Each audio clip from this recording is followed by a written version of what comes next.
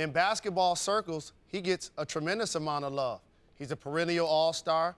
He's an all-NBA performer, Team USA. He gets love in NBA circles. This is really about the national media. The reason why we don't talk about him more is because it's not the sexy headline. It's not Yankees. It's not Cowboys. It's not Lakers. We're the Cleveland Cavaliers basketball network here at ESPN because we follow everything that happens with one LeBron James. But if you're Anthony Davis and you want us to talk about you, put up 53, 18, and 5. You will lead this show like he's doing today. A terrific talent playing in the West where teams 3 through 10 are basically separated by 2 games. If he's able to continue to lift this team and they become a top 4 team in the Western Conference, not only will we be talking about him on every program, but he's going to get serious consideration for MVP, something that 2 months ago he was not even in the conversation, playing alongside Boogie Cousins, who also took a lot of his shine. Think about it like this. Earlier in the season when I was on this program, we were talking about Boogie being better than AD. Now we're talking about AD being one of the best players in the entire league. Whoa. Stop the presses. What damn conversation did you have? Who with whom? Where's the tape? It wasn't on this show. Steven. You ain't hear nobody.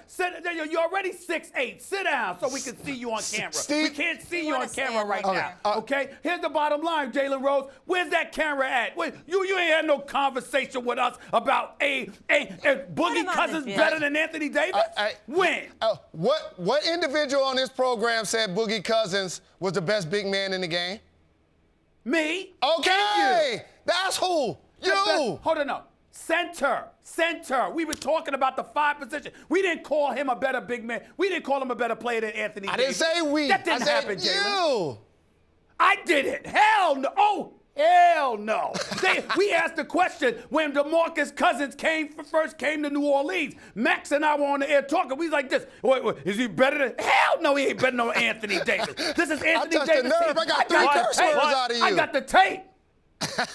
But I did say I thought the offense would work through Boogie Cousins more, low post, better passer, that sort of thing. But no way is he better than AD, and that's another reason, And by the way, guys. where the hell was Jalen Rose? You got a lot of nerve. You missed the basketball. Got NBA countdown. You on in the morning and prime time. I ain't hear nothing from you. How you gonna call us down? Where were you talking about all of this, all of these months? I didn't hear you talking about New Orleans and Alvin Gentry and the crew. I didn't hear that. You know why? Because you mentioned it earlier. Because they weren't on our radar because they were a 7th, 8th seed, hovering around being out of the playoffs. And then all of a sudden this last month, he's exploded. He's been putting up 25 and 10s basically since he's been in the league. We're talking about him today because he doubled those statistics and he's been playing outstanding. And you mentioned, Max, with the second best player being Drew Holiday. And by the way, I love his new hairstyle. Reminds me of Old Dog in Menace to Society. Guys, another thing that we've kind of skimmed over here with Anthony Davis, and it's another reason he doesn't get more credit, is so much of his value is wrapped up in his defense. Because offense is easy to understand and easy for people to kind of count and keep track of. James Harden immediately, he's the runaway MVP. Really? If you really talk about value, is his offense that much better than Anthony Davis's offense? That Anthony Davis's all-world defense doesn't give him the edge over Harden's defense? People they pay lip service to defense, but when push comes to shove, they don't really want to reward it. AD is not only a premier offensive player, he can defend the pick and roll by himself. He is otherworldly defensively. He is otherworldly, and one of the things that I'm impressed about him is that I usually see those double-digit rebounds and blocks, not to mention the fact that he could easily defend any position on the front line, and in some cases he can defend against guards. He's that formidable. I get that. But when we talk about him on an elevated level, knowing that he is clearly one of the top 5 players in the game, he's probably top 3, debatable as to whether or not he's number 1. Here's the reality. You also have to look at it from that perspective. And Jalen, I'll defer to you on this note. It's about the ability to make others better too. You can't stop Anthony Davis from getting his offensively.